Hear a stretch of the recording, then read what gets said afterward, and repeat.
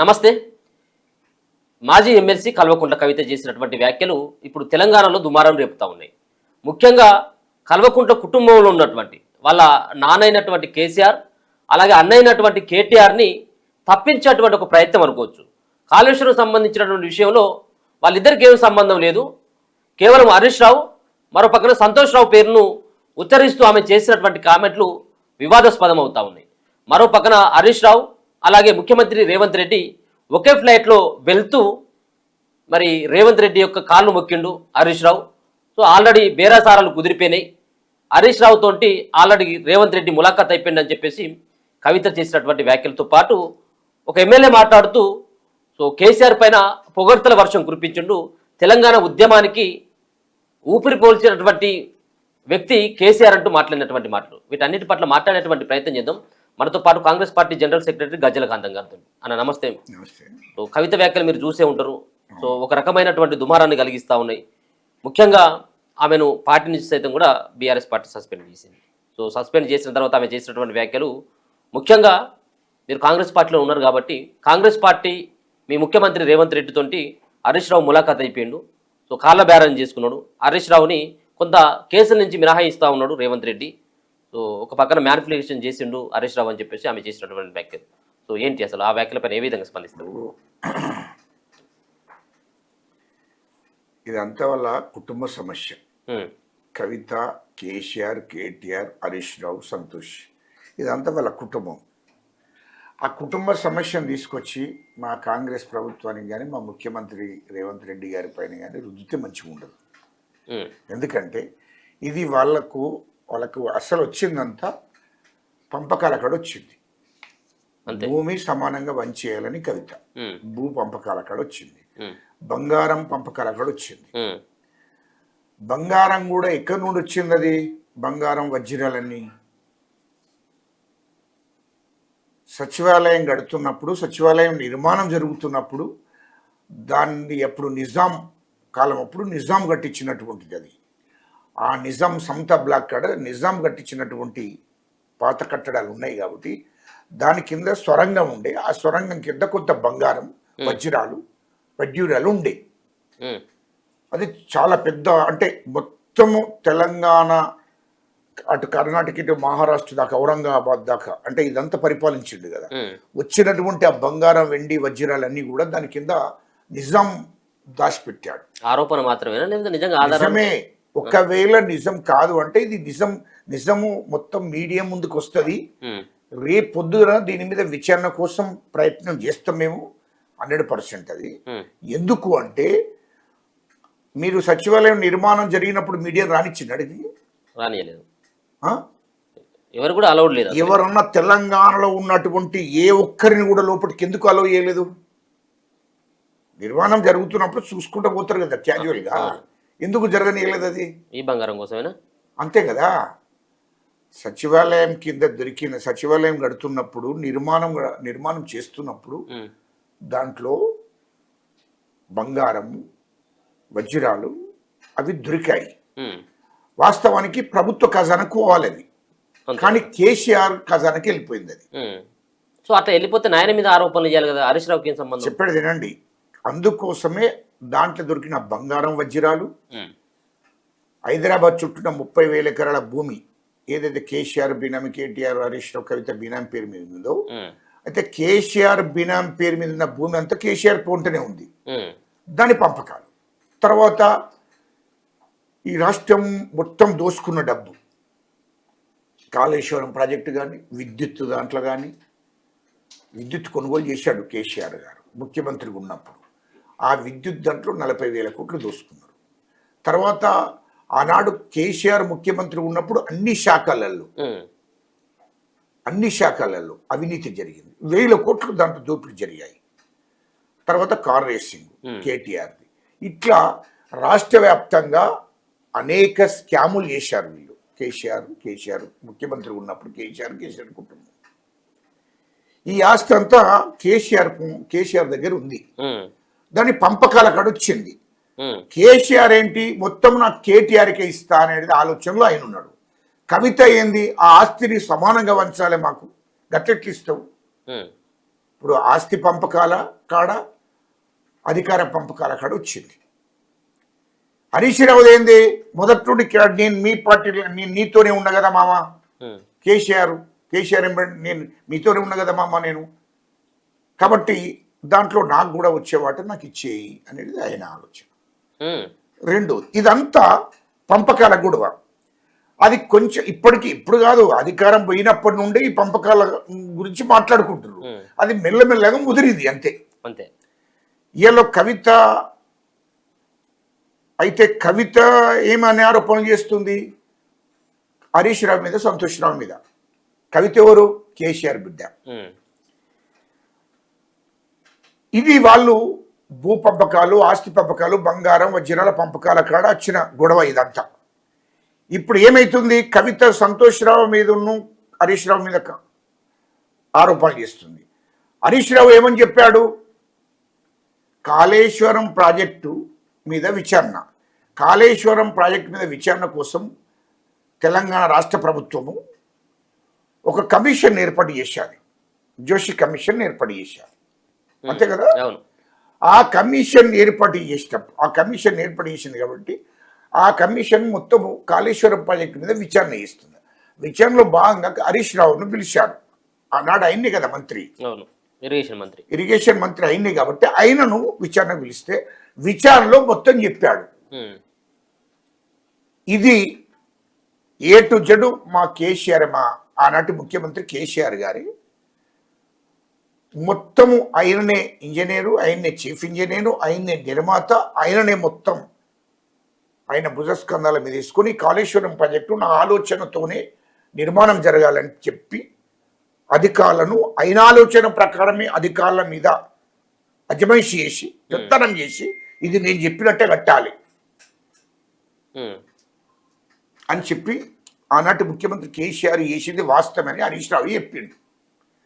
మరి దాంట్లో 1,00,000 కోట్ల దోపిడీ జరిగింది కదా అని అంటే ఆ దోపిడీ కూడా పాల్పడ్డది ఆనాటి ముఖ్యమంత్రి కేటీఆర్ మా బామర్ది, ఆయన మంత్రి, వాళ్ళిద్దరు చేసిండ్రు అని చెప్పి స్వయంగా లిఖితపూర్వకంగా హరీష్ రావే కమిషన్ ముందుటే ఒప్పుకున్నాడు.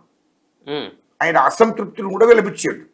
ఇది నాకేం సంబంధం లేదు, కేసీఆర్ కొడుకు అంటే కేటీఆర్, మా బామ్మరిది కేటీఆరే, వాళ్ళిద్దరే దాంట్లో కాళేశ్వరం ప్రాజెక్టు అవినీతిలో వాళ్ళిద్దరే బాధ్యత వహించాలి, వాళ్ళిద్దరే దాన్ని మొత్తం 1,00,000 కోట్లు వాళ్ళే దోసుకున్నారు, వాళ్ళే తీసుకున్నారు. అది నాకేం లెక్క చెప్పలేదు, నేను ఖాళీ ఉన్నవా అంటే ఉన్నా, నాకు సంబంధమే లేదు అనేది ఆయన చెప్పుకున్నారు.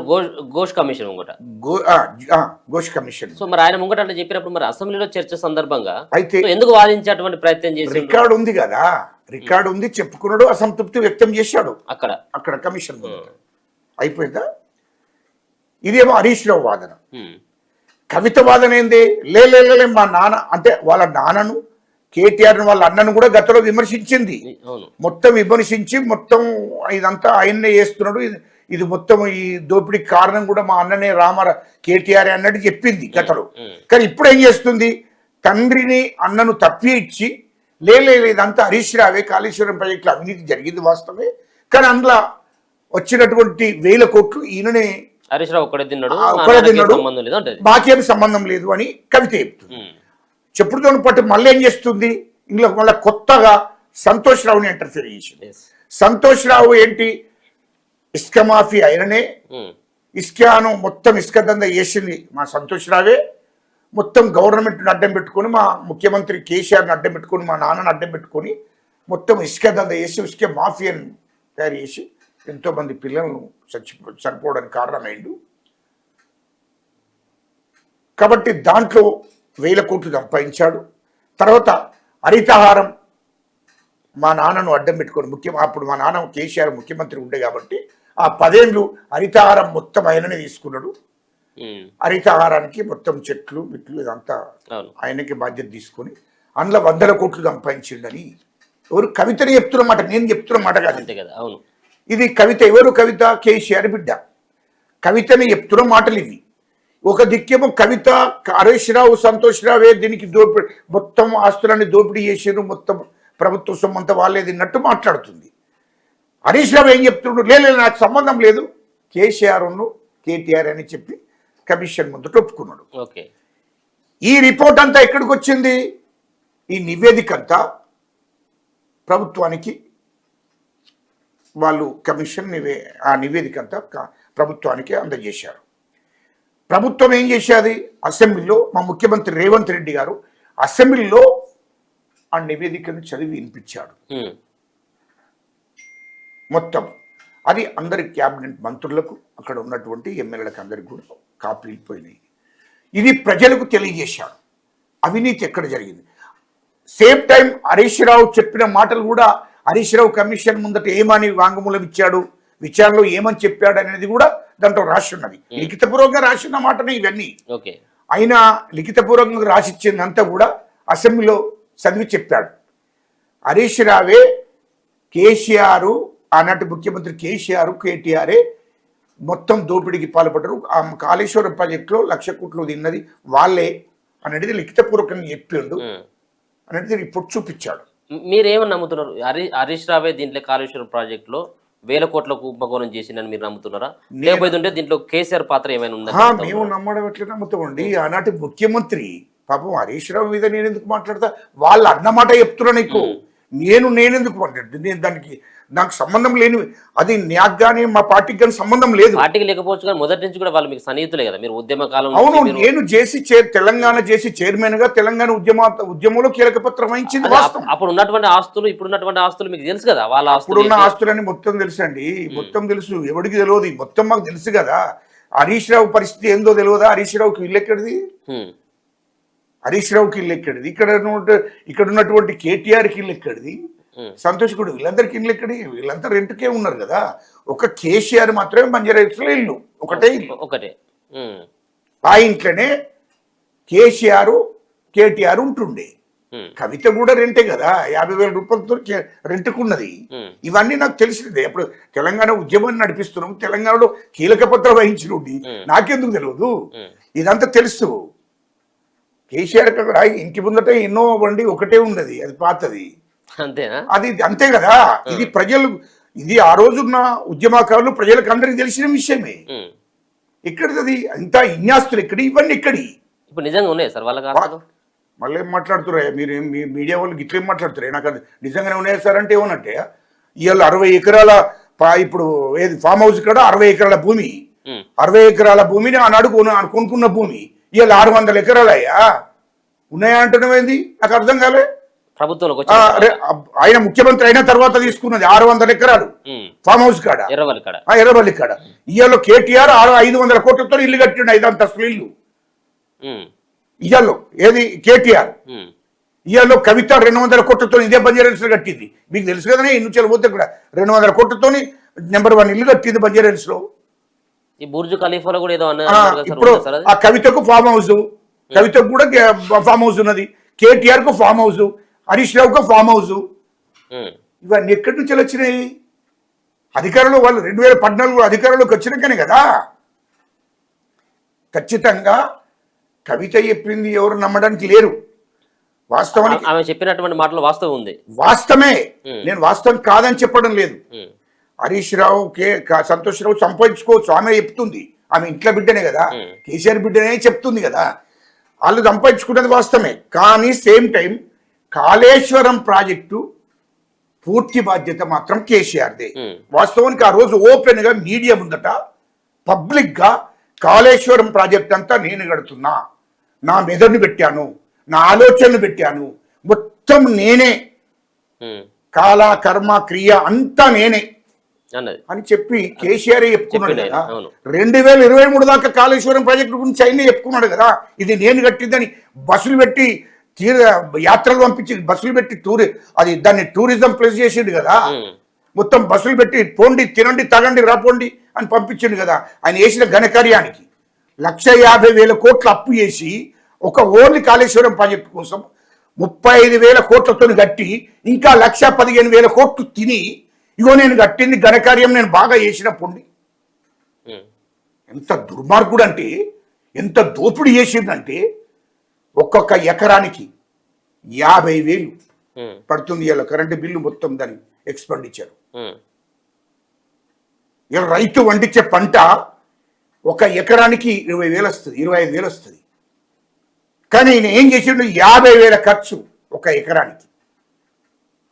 నేను 40 లక్షల ఎకరాలకు ఇస్తున్నా, 1 కోటి ఎకరాలకు ఇస్తుందని మొత్తం తెలంగాణ ప్రజలను, రైతులను మభ్యపెట్టి మోసం చేసే కార్యక్రమం చెప్తున్నాడు ఆయన.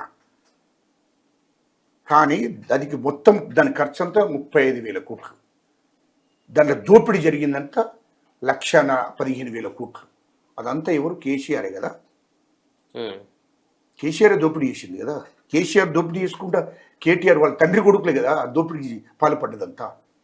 వాస్తవం దాంట్లో చారణ మట్టుకు హరీష్ రావు ఉంటాడు. ఎందుకంటే హరీష్ రావు ఎందుకుంటాడు? నేను కూడా ఇరిగేషన్ మంత్రిని, నేను కూడా ఏంది అనుకుంటా. ఈయనది కథ ఈయన నడిపిస్తాడు కదా. ఈయన వాట ఈయనకు రావాల్సిందే కదా. కాబట్టి ఈయన వాట గురించి చెప్తుంది కవిత. కానీ అలా వాళ్ళ నాన్న, వాళ్ళ కేసీఆర్ వాట గురించి, వాళ్ళ తండ్రి వాట గురించి చెప్తలేదు, కేటీఆర్ వాట గురించి చెప్తలేదు. కానీ ఈ ఒక్కరి వాట గురించి చెప్తుంది.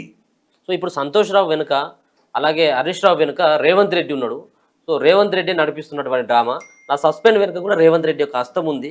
వాళ్ళతోంటే ఈ విధమైనటువంటి ప్రెషర్ తీసుకొచ్చిండు అన్నటువంటి వ్యాఖ్యలు కూడా చేసింది ఆమె. నీ ఇంట్లో కవిత మీద మా ముఖ్యమంత్రి గారికి ఎందుకు కోపం ఉంటుంది? కుటుంబాన్ని విచ్ఛిన్నం ముఖ్యమంత్రి రేవంత్ రెడ్డి గారికి ఎలాంటి కోపం ఉండదు. వీళ్ళంతా అవినీతి పరులే. అవినీతి పరులను మా ముఖ్యమంత్రి గారు దగ్గరికి రానియాడు. మా రేవంత్ రెడ్డి గారు, మా ముఖ్యమంత్రి గారు నీతి నిజాయితీగా ఈ తెలంగాణ రాష్ట్ర ప్రజల కోసం 18 గంటలు పనిచేస్తున్నాడు. మా క్యాబినెట్ మంత్రులు కూడా 18 గంటలు పనిచేస్తున్నారు. ఇయలో ఎవరిని కూడా అధికారులను కూడా నిద్రపోనీయకుండా పనిచేపిస్తున్నాడు మా ముఖ్యమంత్రి రేవంత్ రెడ్డి గారు. ఇయలో తెలంగాణ ప్రజల గురించి ఆయన ఆలోచన అంతా. వీళ్ళేమో అవినీతి మీద, వాళ్ళ ఆస్తులు అంటే అక్రమంగా సంపించిన ఆస్తుల మీద, ఆ పంపకాల కాడ వీళ్ళు గొడవ చేసుకుంటున్నారు. మా ముఖ్యమంత్రి గారేమో ప్రజల గురించి ఇచ్చిన హామీలను ఎట్లా నెరవేర్చాలనే లక్ష్యంతో ముందుకు పోతున్నాడు. ఇక వీళ్ళకి ఈ అవినీతి పనులను ఎందుకు రానిస్తాడే నాకు అర్థం కాదు. ఒక ఫ్లైట్లో వెళ్ళి ఎందుకు అబద్ధాలు చెప్తున్నావు కవిత? అదంతా నీ ఇంటి ముచ్చట, నువ్వు మాట్లాడుకో. కానీ మా ముఖ్యమంత్రి గారు ఈ అవినీతి పనులను మిమ్మల్ని ఎందుకు దగ్గర రానిస్తాడు? మీతో మాకేం వచ్చింది లాభం? ఒక కవితే కాదు, రఘునందన్ రావు సైతం కూడా ఫ్లైట్ నెంబర్తో సహా చెప్పిండు. ఇటేను ఒకటి గుర్తుపెట్టుకోండి, ఎవరు చెప్పినా వాళ్ళ కుటుంబ వ్యవహారం. మా ముఖ్యమంత్రి ఇప్పుడు మేము పోతున్నాం, దాంట్లో ముఖ్యమంత్రి గారు ఉంటారు, ప్రధానమంత్రి గారు ఉంటారు. దాంట్లో ఏ ముఖ్యమంత్రి అయినా ఉంటాడు. మా ముఖ్యమంత్రి గారు అంటే ఇప్పుడు కవిత మాట్లాడేది అంటే వాళ్ళ నాన్న పోయేటప్పుడు ప్రత్యేక విమానం పెట్టుకుంటుండే.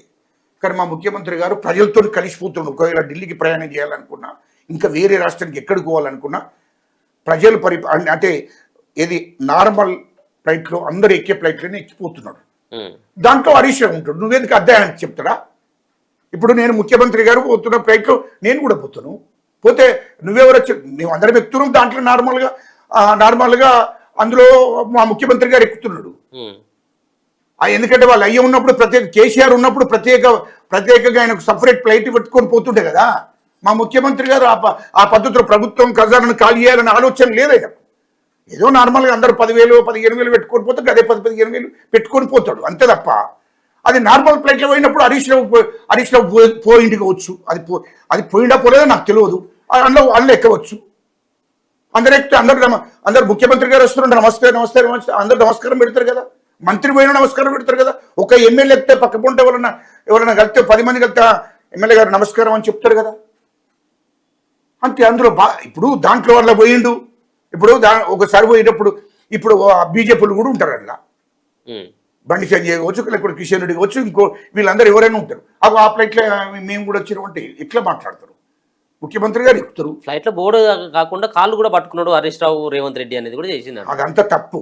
అదంతా పచ్చి అబద్ధాలు మాట్లాడడం మొదలు మానుకోండి. ఎందుకు రేవంత్ రెడ్డిని లాగేటువంటి ప్రయత్నం చేసింది? ఎందుకు అంటే ఇప్పుడు వాళ్ళు కుమ్ములాట, పంపకాల కుమ్ములాట జరుగుతుంది. మళ్ళీ మా ముఖ్యమంత్రి మాది కాంగ్రెస్ పార్టీ, మాది కాంగ్రెస్ ప్రభుత్వము, మీరు బీఆర్ఎస్ పార్టీ, మాకు ఏం సంబంధం? మీరు అంత అవినీతి పరులేని మా ముఖ్యమంత్రి గారు స్పష్టంగా చెప్పిండు కదా. పిసిసి అధ్యక్షుడు చెప్పిండు, ముఖ్యమంత్రి అయినాక కూడా చెప్పిండు. మీరంతా అవినీతి పరులే, ఎవరు నీతి పరులు లేరు, మొత్తం రాష్ట్రాన్ని దోసుకునేది మీ కుటుంబం అని చెప్తూనే ఉండే ఓపెన్గా. ఇంకా మా ముఖ్యమంత్రి గారికి అవినీతి పరులను ఎందుకు దగ్గర రానిస్తాడు? ఇది తప్పు. అవి చెప్పేది అబద్ధము. వాస్తవానికి కాళేశ్వరం ప్రాజెక్టులో మొత్తము కేసీఆరే దీనికి బాధ్యుడు, కేటీఆర్, హరీష్ రావు బాధ్యులే. ఖచ్చితంగా. ఇప్పుడు కవిత ఏం చెప్తుంది, ఒక ఓన్లీ హరీష్ రావును మళ్ళీ సంతోష్ రావును లాగింది. సంతోష్ రావు ఇగో ఇట్లా ఇట్లా చేసిండని ఆమెనే చెప్తుంది. ఇసుక దందా చేసిండు, 1000 కోట్లు సంపాదించిండు, హరితహారంలో 100 కోట్లు సంపాదించిండని చెప్తున్నారు. ఇదంతా వాళ్ళ ఇంట్లో వాళ్ళ ఇంటి కుటుంబంలో జరుగుతున్నటువంటి పరిణామాలు. ఇదంతా ఎవరి సొమ్ము? తెలంగాణ ప్రజల సొమ్ము, ప్రభుత్వం సొమ్ము. చూడు ఎంత దోపిడీ చేసిందంటే, ఇదంతా ఎంత దోపిడీ చేసిండ్రు చూడు. ఇవాళ ఎట్లా జరుగుతుందో, ఇవాళ వాళ్ళు దోపిడీ చేసిన సొమ్మంతా ఇతర దేశాలలో పెట్టి, దుబాయ్లో, లండన్లో, అమెరికాలో పెట్టుకున్నాడు. హరీష్ రావు ఏమో సింగపూర్లో పెట్టుకున్నాడు. ఇవాళ ఇతర దేశాలలో పెట్టుబడులు పెట్టిండ్రు. లక్షల కోట్లు, 1000 కోట్లు ఇతర దేశాల్లో పెట్టుబడులు పెట్టి కంపెనీలు అక్కడ బిజినెస్ వ్యాపారాలు చేస్తున్నారు వీళ్ళు, వాళ్ళ కుటుంబం. కేసీఆర్, కేటీఆర్, హరీష్ రావు. మీరు ప్రతిసారి మాట్లాడినప్పుడు హరీష్ రావు పైన, హరీష్ ఆస్తుల పైన, కవిత ఆస్తుల పైన, కేటీఆర్ ఆస్తుల పైన కూడా చాలా సందర్భాల్లో మీరు మాట్లాడిండ్రు. ఎక్కడెక్కడ ఆస్తులు ఉన్నాయి అన్నటువంటి వివరాల చిట్టా కూడా మీరు ఇప్పిండు. సంతోష్ రావు సంబంధించిన ప్రస్తావన ఎప్పుడు కూడా మీరు మీ నోటి నుంచి ఎప్పుడు వినలేదు. సో కవిత ఆరోపణలు చేసింది కాబట్టి అడుగుతా ఉన్నా. సో సంతోష్ రావుకు సంబంధించినటువంటి వాళ్ళ యొక్క ఆస్తుల వివరాలు కానీ, ఆయన సంబంధించినటువంటి ఈ మీరు ఇంతకుముందు అన్నట్టుగా ఇసుక సంబంధించినటువంటి అంశం కావచ్చు, వీటన్ని వివరాలు ఏమన్నా మీకు తెలుసా? సంతోష్ రావు సైతం కూడా ఆయనను కేవలం లాగేటువంటి ప్రయత్నం చేసిందే, నిజంగా ఆ కుటుంబంతో సత్సంబంధాలు ఉన్నాయి కాబట్టి ఈయన కూడా అవినీతి చేసిందని చెప్పేసి మీరు అనుకుంటా ఉన్నారు? సంతోష్ రావు చేయవచ్చు. నేను అది ఆరోపణ చేసేది. సంతోష్ రావు మీద నేను ఆరోపణ చేయడం లేదు. కవిత చేసింది కాబట్టి, కవిత చేసింది కాబట్టి నమ్మొచ్చు అంటారా? కవిత అరే సొంత బిడ్డ చెప్తుంటే, సొంత అక్కనేనే, సంతోష్కి అక్కనే కదా, సొంత అక్కనే కదా, వాళ్ళ తల్లి వాళ్ళ చెల్లె బిడ్డనే, చెల్లె కొడుకే సంతోషి. సొంత అన్న తర్వాత అన్ననే కదా, తమ్ముడు కదా. కాబట్టి ఖచ్చితంగా ఆమె కవిత వేసింది కాబట్టి అది వాస్తవమే ఉంటది కదా. వాళ్ళే కదా నలుగురు ఆ ప్రభుత్వం ఉన్నది. ఈ ప్రభుత్వాన్ని, బీఆర్ఎస్ ప్రభుత్వాన్ని 10 ఏళ్ళు నడిపిందంతా కేసీఆర్, కేటీఆర్, హరీష్ రావు, కవిత, సంతోష్ రావు. వాళ్ళే నడిపించారు కదా. వాళ్ళు ఎవరెవరు ఎంత దోపిడీ చేసినది వాళ్ళు వాళ్ళకి తెలుసు కదా. కాబట్టి వాళ్ళు చెప్తున్నది వాళ్ళు చెప్తున్న మాటని నేను చెప్తున్నా అంతే. వాళ్ళు ఇన్ని రోజులు నేనేం చెప్పినాం, ఇయ్యలో మొత్తం రాష్ట్ర వ్యాప్తంగా దోపిడీ జరిగింది. 3 లక్షల కోట్లు దోషిండ్రు వాళ్ళు. రాష్ట్ర ప్రజల సొమ్ము, ప్రభుత్వం సొమ్మును దోపిడీ జరిగింది. హైదరాబాద్ చుట్టూన్న 30 ఎకరాల భూమిని కూడా, నిజాం వంశస్థులకు సంబంధించిన భూమిని కూడా, ఆ భూమి కోసమే ధరణి తీసుకొచ్చాడు కేసీఆర్. ఆ ధరణి తీసుకొచ్చి ధరణిలో రికార్డుకి ఎక్కించుకున్నారు. బినాం పేర్ల మీద పెట్టుకున్నారు. ఇలా కేసీఆర్ బినాం పేరు మీద పెట్టుకున్నాడు, కేటీఆర్ బినాం పేర్ల మీద పెట్టుకున్నారు. వాళ్ళందరూ కూడా బినాం పేర్ల మీద పెట్టుకున్నారు. ఇప్పుడు కేసీఆర్ బినాం పేరు మీద పెట్టుకున్న భూముల మీద అందరికి సమానంగా పంచాలని కవిత ఆలోచన. అది ఓన్లీ కేటీఆర్కే ఇస్తారని ఆయన ఆలోచన. అక్కడ వచ్చింది వీళ్ళ కథ. ఇగో ఇది జరుగుతుంది వాళ్ళ కుటుంబంలో. ఇదంతా ఎప్పుడు 2014 నుంచి 2023 దాకా ఈ దోపిడీ చేసిన సొమ్ము 3 లక్షల కోట్లు. ఈ దోపిడీ చేసిన సొమ్ము ఇలా పెట్టుబడులు పెట్టారు ఇతర దేశాలలో. ఇక్కడ ఆస్తులు ఉన్నాయి, ఇక్కడ కూడా బినాం పేర్ల మీద ఉన్నాయి ఆస్తులు, కంపెనీస్ కానీ, వ్యాపారం కానీ, బిజినెస్లు కానీ. ఇక్కడ కూడా హైదరాబాద్లో ఆ బినాం పేర్ల మీద నడిపిస్తున్నారు. కాబట్టి ఇదంతా కవితకు తెలుసు కాబట్టి కవిత బయటపడింది. హరీష్ రావుకు తెలుసు కాబట్టి హరీష్ రావు బయట పెట్టిండు. ఓకే, ఇదంతా ఎందుకంటే వాళ్ళు చేసినాం. అది ఇంకో మాట. కవిత ఏమంటుంది, మేమంతా ఉద్యమాలు చేసినామని ఇంకోటి సెకండరీ విషయం మాట్లాడింది. అయితే హరీష్ రావు విషయం చాలా విషయాలు చెప్పింది. 2007లో కూడా ఇట్లా వైఎస్ రాజశేఖర రెడ్డి గారి దగ్గర పోయిండు ఆల్రెడీ. అప్పటి సంఘటన కూడా ఇప్పింది. రెండవది 2018లో కూడా 27 మందికి సొంతగా డబ్బు పంపిణీ చేసిండు.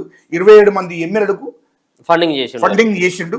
ఒకవేళ 27 మందిని గెలిపించుకుంటే కొంచెం గవర్నమెంట్ అటు అయితే మొత్తం వేరే కుంపటి పెడదామని ప్రయత్నం చేసిండు అని ఆమెను చెప్తాను. ఇదంతా 2018 నుంచి జరుగుతుంది వాళ్ళ దాంట్లో. ఏలో వాళ్ళకు అధికారం అనేది, అధికారాన్ని హస్తగతం చేసుకోవాలని హరీష్ రావు మొదటి నుండి ప్లాన్. కేసీఆర్ ప్లాన్ ఏంది, కేటీఆర్ను ముఖ్యమంత్రి చేయాలి అనేది ఇదంతా ప్లాన్. అంటే 2023 తర్వాత గవర్నమెంట్ వస్తే కేటీఆర్ను ముఖ్యమంత్రి చేయాలని కేసీఆర్. హరీష్ రావు ఎట్లా వాడెట్లా అవుతాడు, నేను కావాలి ముఖ్యమంత్రి. ఇదంతా రాష్ట్రంలో కూడా గొడవ అవుతుండే.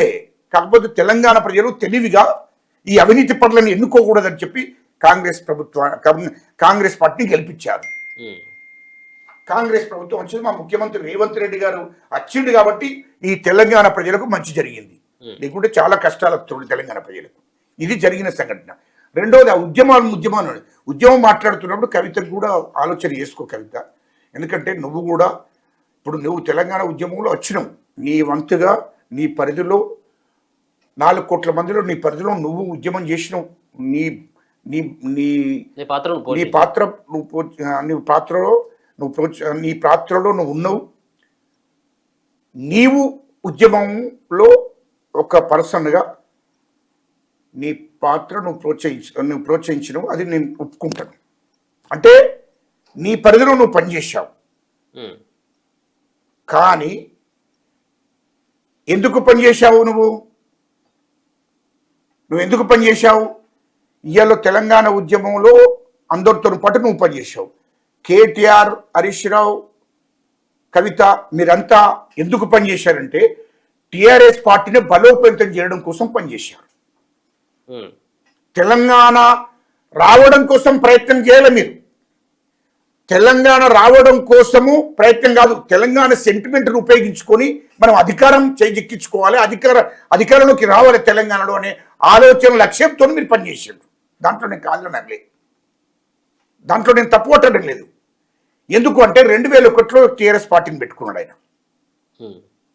టీఆర్ఎస్ పార్టీని పెట్టుకొని ఆయన టార్గెట్ అంతా, ఎందుకంటే ఆయన టార్గెట్ అంతా మేము ఈ రాష్ట్రంలో మేము అధికారులకు రావాలి, ఈ రాష్ట్రాన్ని మేము తెలంగాణ రాష్ట్రంలో మేము ముఖ్యమంత్రి కావాలనే ఆలోచనతో ఆయన పార్టీని పెట్టుకున్నాడు. మొత్తం మీద అధికారంలోకి రావాలి, అధికారం మాకు చేతిలో ఉండాలి.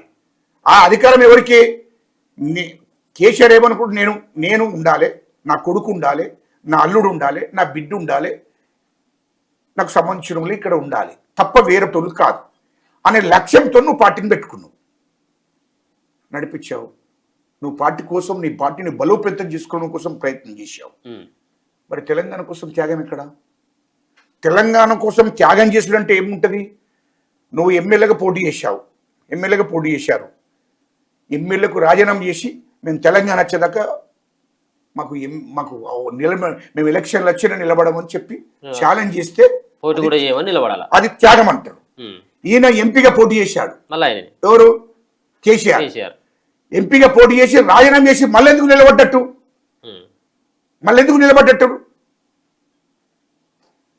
నీవు ఎంపీగా పోటీ చేసినావు, రాజీనామా చేసి మళ్ళీ ఎందుకు నిలబడ్డట్టు? నువ్వు త్యాగం చేయాలి కదా. నేను ఎంపీగా కూడా పోటీ చేయాలి, తెలంగాణ రాష్ట్రం వచ్చేదాకా నేను ఎంపీగా కూడా పోటీ చేద్దాని ఉండాలి కదా. లేదు. కేంద్ర ప్రభుత్వం ఉన్నప్పుడు, అప్పుడు కాంగ్రెస్ ప్రభుత్వంలో అప్పుడు నువ్వు కేంద్ర మంత్రిగా ఉన్నావు. కేంద్ర మంత్రిగా ఉండి మళ్ళీ సంవత్సరంన్నరకు రాజీనామా చేశాడు. సంవత్సరంన్నరకు రాజీనామా చేశాడు. రాజీనామా చేసినాక మళ్ళీ పోటీ చేసినావు నువ్వు. రాజీనామా చేసినావు నువ్వు తెలంగాణ వచ్చిన తర్వాత పోటీ చేస్తున్నాను అనాలి కదా. మరి రాజీనామా చేసినప్పుడు పోటీ చేయనప్పుడే త్యాగం చేసినట్టు అర్థమైందా మీకు? రెండవది, హరీష్ రావు నిలబడ్డాడు, రాజీనామా చేసిండు, మళ్ళీ పోటీ చేసిండు. ఈ కేటీఆర్ నిలబడ్డాడు. ఇట్లా వీళ్ళందరూ నిలబడి మళ్ళీ రాజీనామా చేసి మళ్ళీ పోటీ చేస్తే దీన్ని త్యాగం ఎందుకంటారు? ఇదంతా తెలంగాణ సెంటిమెంట్ను ఉపయోగించుకుంటా రాజీనామాలు చేసుకుంటూ గెలుచుకుంటూ వచ్చారు. గెలిచి ఏం బీకారు వీళ్ళు? తెలంగాణ ప్రజలందరూ ఉద్యమంలో పాల్గొంటున్నారు, వీళ్ళు కూడా పాల్గొన్నారు, అంతే తప్ప వీళ్ళు సపరేట్గా వీళ్ళు ఏం చేశారు? ఏం చేయలేదు కదా. మరి ఎందుకు సార్ ఇప్పటికి కూడా కొంతమంది ఎమ్మెల్యేలు పదే పొగుడుతూ ఉన్నారు, కేసీఆర్ జాతిపిత, కేసీఆర్ లేకపోతే తెలంగాణ వచ్చేది కాదు, ఇప్పటికి సైతం కూడా కేసీఆర్ అంటే తెలంగాణ బ్రాండ్ అని చెప్పేసి మాట్లాడుతున్నటువంటి కొంతమంది ఎమ్మెల్యేలు ఇప్పటికి కూడా మాట్లాడుతారు. వాడు ఎవడో మాకు తెలియదు, వానికి అవగాహన లేకపోతే ఇంకోసారి మూర్ఖత్వం మాటలు మాట్లాడద్దు. ఇప్పుడు మీరంతా బడాబాబులు, అప్పర్ కాస్టులు. నీకు ఎస్టీలు బీసీలు లేకపోతే ఈ రాష్ట్రం తెలంగాణ రాష్ట్రం రాకపోతుంది. తమాషాలు చేసి మాట్లాడితే ప్రజలు తంటరి పట్టుకొని వాడు ఎవడో మాట్లాడుతాడు. ఏం తమాషాలు చేస్తున్నా? తమాషాలు కూడా వేస్తున్నా? అరే నాకు ఒక మాట ఎప్పుడా పోయి కేసీఆర్ కుటుంబంలో ఏమైనా నచ్చిందా? తెలంగాణ కోసం కేసీఆర్ జైలుకి పోయిందా? దీనికి జవాబు ఇప్పుడున్నాడు ఎమ్మెల్యే వాడు. జైలుకి పోయిందా? కేటీఆర్ అంటాడు జైలుకి పోయిందా? కవిత జైలుకి పోయిందా? హరీష్ రావు జైలుకి పోయిందా? లుచ్చా నా కొడుకులారా ఇష్టం వచ్చినట్టు చరిత్ర తెలియకపోతే ఒప్పుకుంటండి. అహంతోని, డబ్బున్నది అహంతోని, అహంకారంతోని, అధికారం ఉన్న అహంకారంతో మాట్లాడుతున్నారు. ఏం తమాషాలనే వేస్తున్నారా? ఎవడరా వాడు? నువ్వు అంత తెలంగాణ వచ్చిందా? లుచ్చానా కొడుకులరా, మాట్లాడితే మర్యాదగా మాట్లాడండి, పద్ధతిగా మాట్లాడండి. తెలంగాణ ఉద్యమకాలను అవమానించినట్టు మాట్లాడితే జాగ్రత్త. ఇంకోసారి తెలంగాణ అమరవీరు ఎస్సీలు, ఎస్టీలు, బీసీలు, రెడ్లు, బ్రాహ్మణులు తెలంగాణ ఉద్యమం చేసారు, చనిపోయారు, ఆత్మహత్యలు చేసుకున్నాం. 1200 మంది బిడ్డలు, 1200 మంది బిడ్డలు వాళ్ళ ఆత్మహత్యలు చేసుకున్నారు. వాళ్ళ ఆత్మ బలిదానాల మీదనే తెలంగాణ రాష్ట్రం వచ్చింది. తమాషా చేస్తున్నారా? వాళ్ళ కుటుంబాలను అవమానపరుస్తావా? మరి వాళ్ళు దేనికి త్యాగం చేశారు? తెలంగాణ రాష్ట్రం కోసం త్యాగం చేసిండ్రు. దాన్ని త్యాగం అంటారు. కొండ లక్ష్మణ్ బాబుజీ త్యాగం చేసిండు 1969లో. బాబు మీరు వినండి అయ్యా బాబు, ఇది తెలంగాణ ప్రజలకు మీ మీడియా ద్వారా చెప్పాలి. కొండ లక్ష్మణ్ బాబుజీ గారు 1969లో ఆయన ఎమ్మెల్యేకు మంత్రి పదవికి రాజీనామా చేశాడు. నా తెలంగాణ వచ్చేదాకా నేను పోటీ చేయడం పెట్టాడు. అప్పటి నుండి పోటీ చేయలేదు. దాన్ని త్యాగం అంటారు. జయశంకర్ గారిని త్యాగం అంటారు. ఎవడరా జాతిపిత? దోపిడీ రాష్ట్రాన్ని దోసుకున్నాడు జాతిపితనా? తాగుబోతులు జాతిపితరా? రాష్ట్రాన్ని మొత్తం దోసుకొని వాళ్ళ ఆస్తులు సంపాదించుకుని ఆస్తులు పెంచుకున్నాడు జాతిపిత అవుతాడా? దేనికి త్యాగం చేశాడు? త్యాగం అంటే ఏంటిది తెలుసా మీకు? త్యాగం అంటే ఏంటి? త్యాగం అంటే అగో మహాత్మా గాంధీ గారు త్యాగం చేశాడు. దేశ స్వతంత్రం కోసం జైల్లో ఉన్నాడు. దాన్ని త్యాగం అంటారు. అవగాహన లేకుండా మాట్లాడతారు. నాకు అర్థం కాలే. సుభాష్ చంద్రబోస్ జైల్లో ఉన్నాడు, దేశం కోసం ప్రాణత్యాగం చేశాడు. ఇవాళ గాంధీ గారు ప్రాణత్యాగం చేశాడు. దేశం కోసం ఇందిరాగాంధీ గారు చనిపోయారు. ఇవాళ రాజీవ్ గాంధీ గారు ఈ దేశం కోసం చనిపోయాడు. వాళ్ళు త్యాగం అంటారు. ఎవడరా త్యాగం? త్యాగం అంటే ఏంటో మీకు తెలుసా? ఉద్యమాలంటే తెలుసా? పోరాటాలంటే తెలుసా? దేశ స్వతంత్రం కోసం వేల లక్షల మంది జైల్లో పాలయ్యారు, వేల మంది చచ్చిపోయారు. దాన్ని ఒకసారి చరిత్రకి వెళితే తెలుస్తుంది త్యాగం అంటే ఏంటిది అనేది.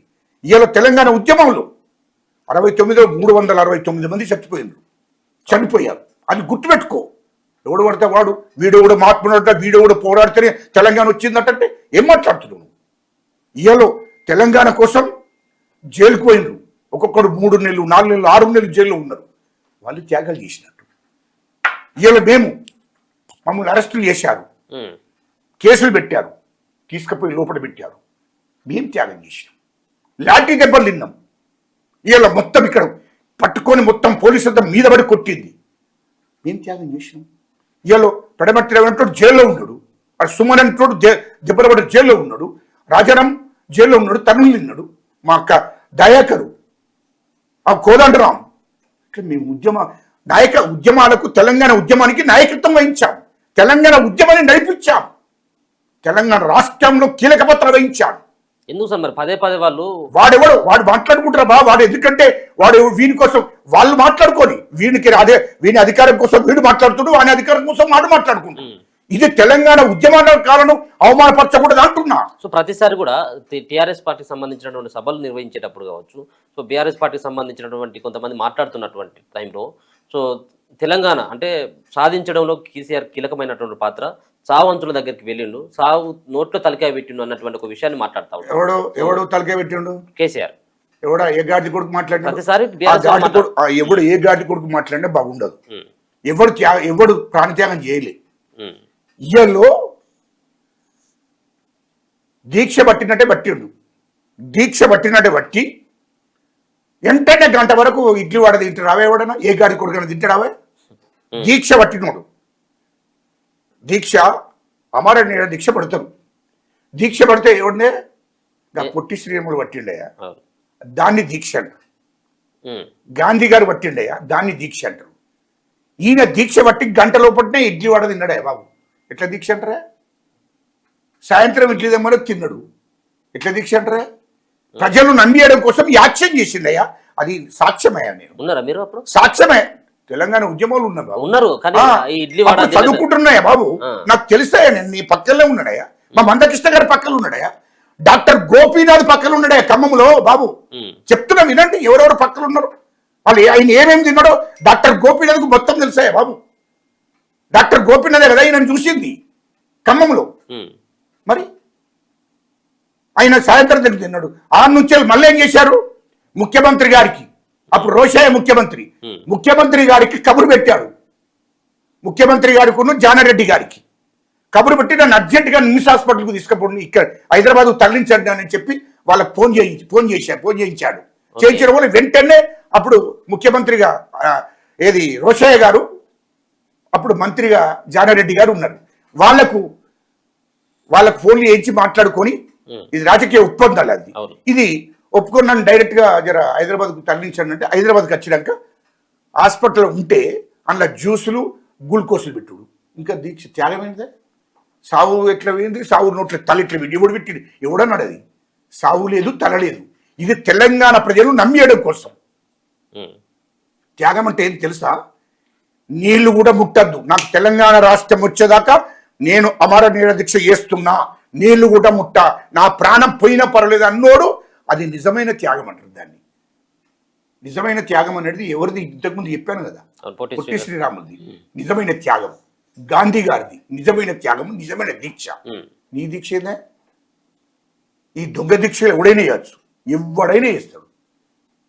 దొంగ దీక్షలు ఎవడైనా చేస్తాడు. ఆ దొంగ దీక్షలు పడితే పేరు రాదు, అది గుర్తుపెట్టుకోండి. దొంగ దీక్షల మూలంగా తెలంగాణ రాలే.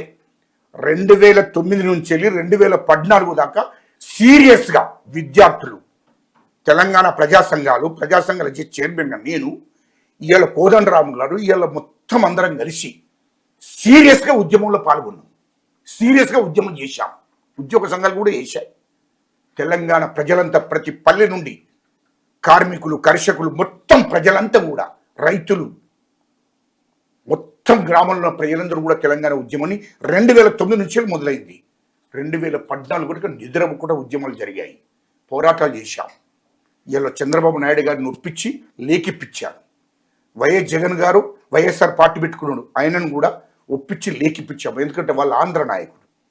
చంద్రబాబు నాయుడు అప్పుడు ప్రతిపక్ష పార్టీ నాయకుడు కాబట్టి ప్రతిపక్ష పార్టీ నాయకుని లేఖ ఇవ్వాలి అని చెప్పి అంటే ఆయన ద్వారా లేఖిప్పించాను.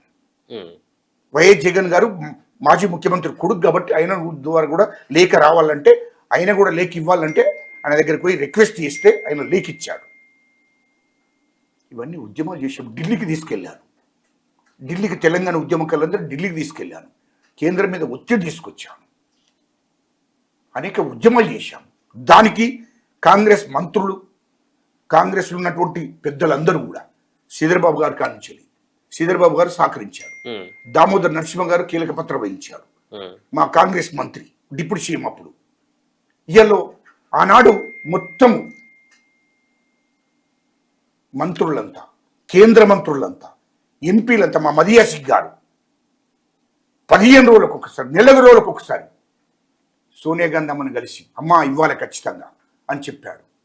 మా జైపాల్ రెడ్డి గారు చనిపోయారు పాపం. ఆయన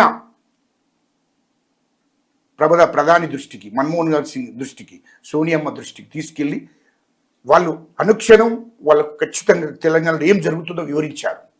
తెలంగాణ రాష్ట్రం కోసం మా ఎంపీలు, కేంద్ర మంత్రులు, రాష్ట్ర మంత్రులు ఇక్కడ అందరూ దానికి నాయకత్వం వహించారు. మా శ్రీధర్బాబు గారు కూడా వెనుక తెలంగాణ ఉద్యమకారులకు నాయకత్వం వహించారు. ఉస్మానియా యూనివర్సిటీ విద్యార్థులకు, మొత్తం ఆల్ యూనివర్సిటీ విద్యార్థులకు కూడా నాయకత్వం వహించాడు, ఎన్నుకుని నడిపించాడు. మాకు కూడా తెలంగాణ ఉద్యమం నడవడానికి ప్రధాన కారణం, మాకు కూడా ఎన్నుకుని సపోర్ట్ చేసి, మేము రారాదు కానీ మీరు త్యాగాలు చేస్తున్న మీరే కాబట్టి మీరు నడవండి, నేనున్నా, ప్రభుత్వంలో మేము ఉన్నాం కాబట్టి మేము సపోర్ట్ చేస్తాం, మీరు ఉద్యమం నడపండి, ఎక్కడ కూడా ఆపద్దు, తెలంగాణ వచ్చేదాకా మీరు ఉద్యమం చేయవలసిందే.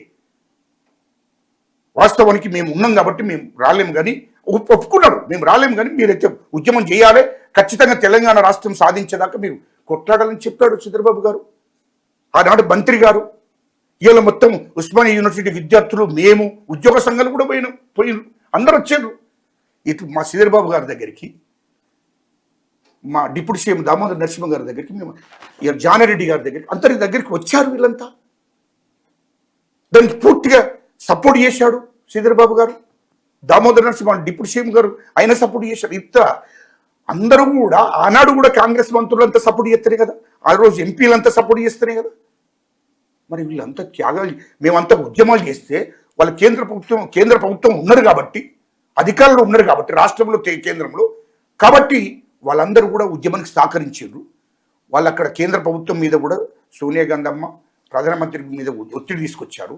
అందుకోసమే సోనియా గాంధీ అమ్మ 1200 మంది బిడ్డలు చనిపోయిందని, తెలంగాణ ప్రజలందరూ 4 కోట్ల మంది ప్రజలు ఉద్యమం చేస్తున్నారని, త్యాగాలు చేస్తున్నారని, లాఠీ దెబ్బలు తిన్నారని, జైల్లో పోయిందని సలించిపోయి తెలంగాణ రాష్ట్రం ఇవ్వాల్సిందని చెప్పి నిర్ణయం తీసుకుని తెలంగాణ రాష్ట్రం ఇచ్చింది సోనియా గాంధీ అమ్మ. ఇంత చరిత్ర ఉంటే ఎవడో ఇచ్చిండు ఎవడో తెచ్చిండంటే ఏంద్రబాయ్. నేను ఒక్కటి అడుగుతా, మీరు ఒక రిక్వెస్ట్, మీకు నేను ఒక్కటి అడుగుతా.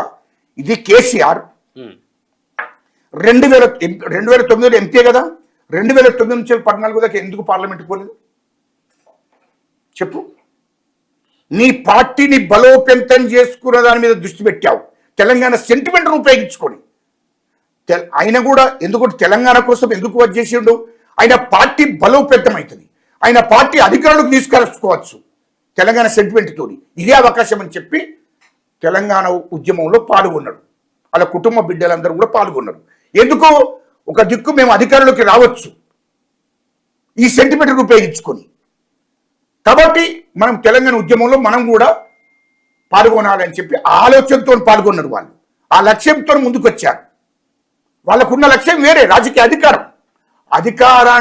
అధికారంలోకి రావచ్చు, అధికారం మన చేతులకు తీసుకొచ్చుకోవచ్చు. కాబట్టి ఈ సెంటిమెంట్ను ఉపయోగించుకొని మన ఉద్యమంలో పాల్గొనాలి, ఎలక్షన్లో పోటీ చేయాలన్న లక్ష్యంతో వాళ్ళు ఉన్నారు.